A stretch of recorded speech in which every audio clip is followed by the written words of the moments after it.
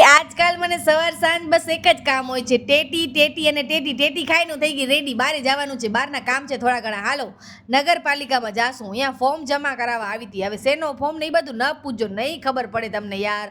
બસ પછી ઘરે આવીને તમને બધાને બતાવું શું લઈને આવી. ભંબુટો લઈને આવી, 12 મહિનાના રૂપિયા ભેગા કરીશ, પછી કાંઈક લઈશ.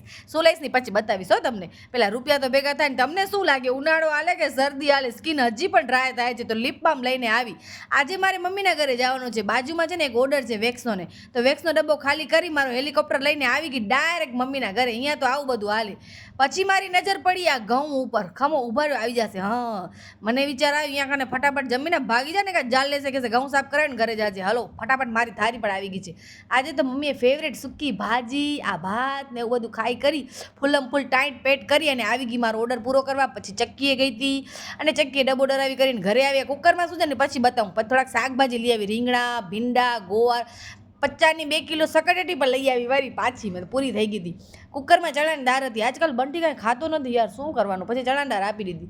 હાલો ભીંડાની ચોપિંગ કરી, દૂધ ગરમ મૂક્યો, લોટ બાંધ્યો અને 9:30 વાગે કે શાક નહોતો વગર્યું, કેમ કે પાર્લરમાં કસ્ટમર આવી ગયા. બધું કામ મેનેજ કરવાનું હોય મને. તમને શું લાગે હોશિયાર છોકરી એકદમ, હું બધું કામ મેનેજ કરી લઉં. ભીંડાનો શાકનો બસ સરસ મજાનો વઘાર કરી લાર બરે ત્યાં સુધી તમારા લાઈક શેર સબસ્ક્રાઈબ કરી નાખો ચેનલને. શાક બની ગયો છે અને વળી પાછી હાથમાં આવી ગઈ છે ટેટી. એટલે ટેટી ખાઈએ ને તો ભૂખ થોડી ઓછી થઈ જાય. ડાયટિંગ પણ કરવી પડે ને. પતિદેવની થારી અને મારી થારી. હલો કાલે મળીએ, બાય.